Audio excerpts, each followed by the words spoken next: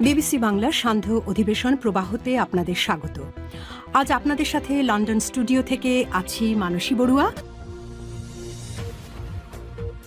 বাংলাদেশের সর্বশেষ গুরুত্বপূর্ণ আপডেট সংবাদে আপনাকে স্বাগত। শুরুতেই সংবাদ শিরোনাম, পরে বিস্তারিত। প্রথমেই জানাবো আমাদের হাতে থাকা সর্বশেষ গুরুত্বপূর্ণ সবথেকে তাজা আপডেট সংবাদ। প্রথমেই জানাবো আবারও সচিবালয়ে ভয়াবহ আগুন।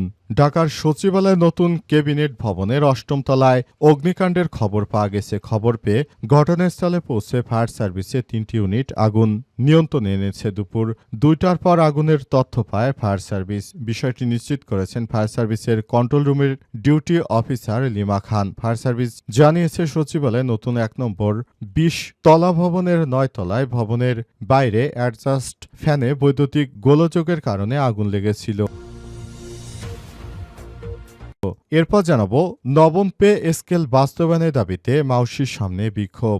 জাতীয় বেতন কমিশনের রিপোর্ট নিয়ে নবম পে স্কেল বাস্তবায়নের দাবিতে মাধ্যমিক ও উচ্চশিক্ষা অধিদপ্তর মাউশির সামনে অবস্থান কর্মসূচি পালন করেছেন শিক্ষা ভবনের কর্মকর্তা কর্মচারীরা। এদিকে সুখবর পেলেন বিএনপির ৬ নেতা। আবেদনের পরিপ্রেক্ষিতে দলীয় সিদ্ধান্ত মোতাবেক আরও ৬ নেতার বহিষ্কার আদেশ প্রত্যাহার করেছে বিএনপি। যারা বিভিন্ন সময় চাঁদাবাজি সন্ত্রাসী কর্মকাণ্ডে বিএনপি থেকে বহিষ্কার হয়েছিলেন তাদেরকে আবার বিএনপি দলে ফেরত নিচ্ছে। আজ বিএনপির সিনিয়র যুগ্ম মহাসচিব অ্যাডভোকেট রুহুল কবির রিজভীর স্বাক্ষরিত এক বিজ্ঞপ্তিতে এই তথ্য জানানো হয়েছে। এই ঘটনায় নতুন করে তারা অপরাধ করে আবারও বিএনপিতে তারা আসন পাচ্ছে। জানাবো খালেদা জিয়ার সর্বশেষ অবস্থা এবং বিদেশে যা নিয়ে যা জানালেন রুহুল কবির রিজভী।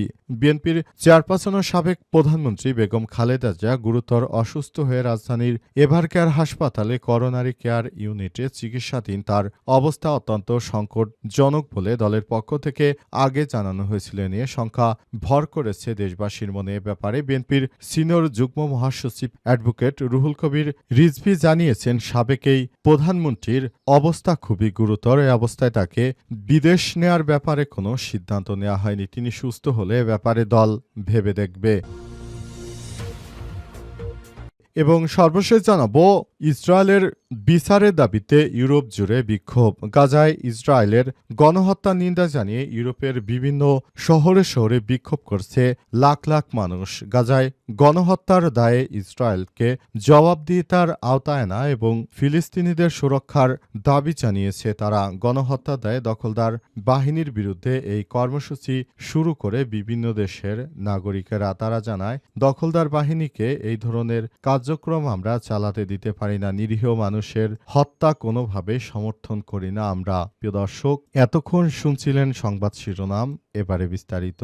তবে তার আগে বন্ধুরা অনুরোধ থাকবে এই সংবাদটিতে একটি লাইক দিন। এই চ্যানেলে আপনি নতুন হয়ে থাকলে আমাদের সংবাদটি দেখতে দেখতে চ্যানেলটি সাবস্ক্রাইব করে রাখুন। কমেন্ট করে বন্ধুরা আপনার মূল্যবান মতামত জানিয়ে দিন আপনি বিশ্বের কোন দেশ থেকে বা বাংলাদেশের কোন স্থান থেকে আমাদের সংবাদটি দেখছেন এবং শুনছেন। আর বন্ধুরা, গাজা যুদ্ধে আপনি যদি নিরীহ ফিলিস্তিনিদের ভালোবেসে থাকেন কমেন্টে ইয়েস লিখে বিশ্ববাসীকে জানিয়ে দিন। এবারে বিস্তারিত। আবারও সচিবালয়ে আগুন। আবারও ঢাকার সচিবালয়ে নতুন ক্যাবিনেট ভবনের ৮ম তলায় অগ্নিকাণ্ডের খবর পাওয়া গেছে। খবর পেয়ে ঘটনাস্থলে পৌঁছে ফায়ার সার্ভিসের ৩টি ইউনিট আগুন নিয়ন্ত্রণে এনেছে। আজ দুপুর ২টার দিকে আগুনের তথ্য পায় ফায়ার সার্ভিস। বিষয়টি নিশ্চিত করেন ফায়ার সার্ভিসের কন্ট্রোল রুমের ডিউটি অফিসার লিমা খান। ফায়ার সার্ভিস জানিয়েছে সচিবালয়ের কন্ট্রোল রুমের ডিউটি অফিসার লিমা খান জানান, সচিবালয়ের নতুন ১ নম্বর ভবনের ২০ তলা ভবনের ৯ তলা ভবনের বাইরে অ্যাডজাস্ট ফ্যানের বৈদ্যুতিক গোলযোগ থেকে আগুন লেগেছিল। ফায়ার সার্ভিসের ৩টি ইউনিট গেলে কোনো কাজ করতে হয়নি। ফায়ার এক্সাইটিং দিয়ে ফায়ার সার্ভিস কর্তৃক আগুন নেভানো হয়েছে। জানা যায়, ভবনে আগুন লাগার পরপরই সেখানে কর্মরত সবাই দ্রুত নিচে নেমে আসেন। এই ঘটনায় কোনো হতাহতের খবর পাওয়া যায়নি। এর আগে গত বছর ২৬শে ডিসেম্বর সচিবালয়ের ৭ নম্বর ভবনে আগুন লাগে। সচিবালয়ের ৭ নম্বর ভবনে আগুন লেগে লেগে ৬, ৭, ৮ ও ৯ তলায় ব্যাপক ক্ষয়ক্ষতির ঘটনা ঘটে। এই অগ্নিকাণ্ডের ঘটনায় পুরো এলাকা তছনছ হয়ে যায়, অনেক গুরুত্বপূর্ণ নথিপত্র পুড়ে যায়, সরকার চরম বিপাকে পড়ে। এমন আগুন লাগার ঘটনা বাংলাদেশে এর আগে কখনো ঘটেনি। সূচি বলে, আগুন লাগার ঘটনার পর পুরো এলাকায় থমথমে অবস্থা বিরাজ করে। সূচি বলে, গুরুত্বপূর্ণ যেসব নথি ও কাগজপত্র ছিল সেগুলো আগুন লেগে তখন পুড়ে যায়। নবম পে স্কেল বাস্তবায়নের দাবিতে মাউশির সামনে বিক্ষোভ। জাতীয় বেতন কমিশনের রিপোর্ট দিয়ে নবম পে স্কেল বাস্তবায়নের দাবিতে মাধ্যমিক ও উচ্চ মাধ্যমিক অধিদপ্তর বা মাউশির সামনে অবস্থান কর্মসূচি পালন করছে শিক্ষা ভবনের কর্মকর্তা কর্মচারীরা। আজ এই কর্মসূচি পালন করেছেন তারা। আন্দোলনরতরা জানান, দীর্ঘদিন ধরে পে স্কেল বাস্তবায়নের কথা সরকারের পক্ষ থেকে বলা হলেও আমলাতান্ত্রিক জটিলতার কারণে সরকার এখনো এটি বাস্তবায়ন করতে পারেনি। তাই আমরা চাই সরকার যেন দ্রুততম সময়ের মধ্যে এই কর্মসূচি অর্থাৎ নতুন পে স্কেল বাস্তবায়ন করতে পারে। এজন্য তারা শিক্ষা ভবনের সামনে এই বিক্ষোভ কর্মসূচি শুরু করে। তারা জানায়, আমরা যতক্ষণ পর্যন্ত সরকার পে স্কেল না বাড়াবে ততক্ষণ পর্যন্ত আমরা এখান থেকে সরব না। উল্লেখ্য, এর আগে শেখ হাসিনা যখন ২০০৯ সালে ক্ষমতায় এসেছিলেন তখন তিনি পে স্কেল বাড়িয়েছিলেন। এরপর দীর্ঘ সময় পার হয়ে গেল আর কোনো সরকারই বা এরপর তো শেখ হাসিনাই ছিল দীর্ঘদিন, তিনি কখনো পে স্কেল আর বাড়াননি। তাই যারা সরকারি চাকরিজীবী রয়েছে তারা এখন এই বিষয়গুলো নিয়ে তারা খুবই তড়িঘড়ি শুরু করছে। তারা চায় তাদের যেন দ্রুততম সময়ের মধ্যে বেতন বাড়িয়ে দেওয়া হয়। কিন্তু বাংলাদেশে বর্তমান যে পরিমাণ সরকারের ব্যয়ের খাত রয়েছে এতে করে সরকারের আয়ের খাতের সঙ্গে অতটা সামঞ্জস্য নয়। তাই সরকার এখন এসব কিছু বিবেচনা করে তাই কাউকেই সরকার এখন থেকে আর বেতন বাড়াচ্ছে না। সরকারের বিভিন্ন বিষয় তারা বিবেচনা করছে যাতে করে আগামীতে এই ধরনের বেতন বাড়ানোর ক্ষেত্রে সরকারকে আর কোনো বিপাকে পড়তে না হয়। কিন্তু যারা সরকারি চাকরিজীবী রয়েছেন তারা মূলত প্রতিদিন তারা আন্দোলন কর্মসূচি পালন করে আসছে। তারা মনে করে যে এই সরকারকে যতই চাপ দেওয়া যাবে ততই তারা তাদের বেতন বাড়িয়ে নিতে পারবে। আর এই বেতন বাড়িয়ে নেওয়া মূলত তারা শুধু ব্যক্তির লাভই দেখছে, কিন্তু দেশের লাভ কোনো সরকারই দেখেনি এর আগে। আর সরকারি আমলারা তারা সারা জীবন শুধু অতিরিক্ত কিভাবে অর্থ উপার্জন করবে, কিভাবে ঘুষ খাবে আর কিভাবে বিদেশে বাড়ি কিনবে, কানাডার বেগমপাড়ায় চলে যাবে, এসব কিছুই তাদের চিন্তা ভাবনা। তাই তারা দেশের কখনো উন্নয়নের কথা না ভেবে বরং নিজের পকেটের উন্নয়ন নিয়ে ব্যস্ত বাংলাদেশের এই আমলারা। সব থেকে ডক্টর ইউনূস সরকারের ভালো হতো তিনি এসে যদি কিছু সংখ্যক আমলাকে চাকরি থেকে ছাঁটাই করতেন। তিনি অত্যন্ত সৃজনশীলভাবে রাষ্ট্র পরিচালনা করার কারণে এসব কুখ্যাত আমলারা এখন নানাভাবে সরকারকে বিপাকে ফেলছে। সরকার এ অবস্থায় কি করবে? তিনি যদি কঠিন কোনো পদক্ষেপ না নেন তাহলে এই আমলারা এই সরকারকে সব থেকে বেশি বিপাকে ফেলবে। সুখবর পেলেন বিএনপির যে ৬ নেতা।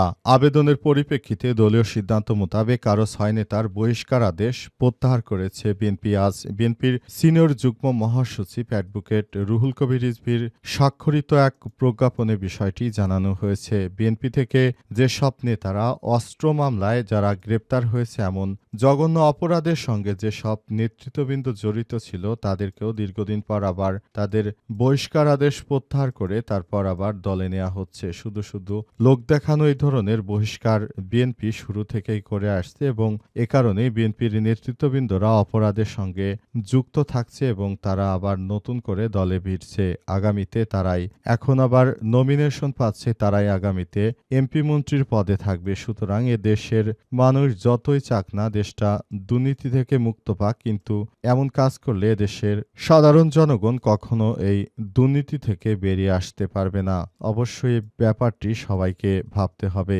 ইতিমধ্যেই দেশের বিভিন্ন জায়গায় এর জন্য বিএনপি সমালোচিত হচ্ছে। যেসব নেতৃত্ববৃন্দরা অস্ত্র মামলায় ধরা পড়েছিল তাদেরও বহিষ্কার আদেশ প্রত্যাহার করা হচ্ছে, এক তামাশায় পরিণত হয়েছে। বিজ্ঞপ্তিতে বলা হয়, ইতিপূর্বে সংগঠন বিরোধী কর্মকাণ্ডের জন্য কক্সবাজার জেলাধীন কক্সবাজার পৌর যুব দলের সাবেক যুগ্ম আহ্বায়ক সাইফুল উদ্দিন লিটন, পৌর মৎস্যজীবী দলের সাবেক আহ্বায়ক সহ যারা যারা এর আগে দল থেকে বহিষ্কার হয়েছিল তাদেরকে দলীয় সিদ্ধান্ত মোতাবেক আজ ৩০ নভেম্বর থেকে তাদের বহিষ্কার আদেশ প্রত্যাহার করা হয়েছে।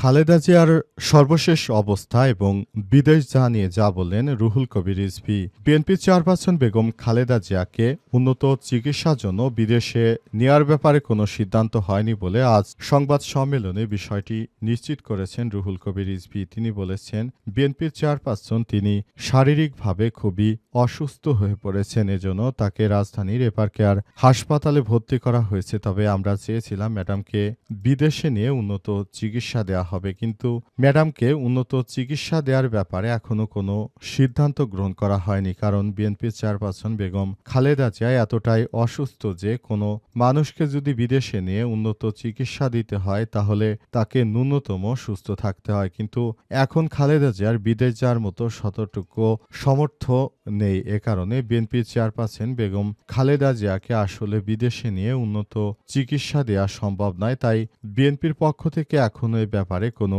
সিদ্ধান্ত গ্রহণ করা হয়নি। আজ দলের কেন্দ্রীয় কার্যালয়ে দুপুর 2:30টার দিকে সংবাদ সম্মেলনের ডাক দেয় বিএনপি।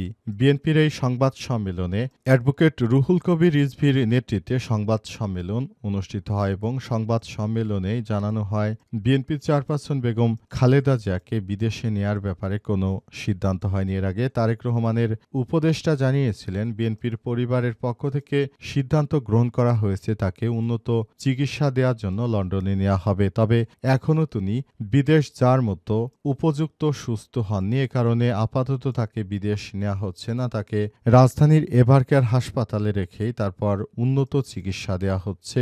এজন্য বিএনপির পক্ষ থেকে বলা হয়েছে তিনি যখনই সুস্থ হবেন তখনই এই বিষয় নিয়ে সিদ্ধান্ত গ্রহণ করা হবে। আপাতত বিষয়টি স্থগিত রয়েছে। বিএনপির পক্ষ থেকে আজ এ বিষয়টি নিশ্চিত করা হয়েছে।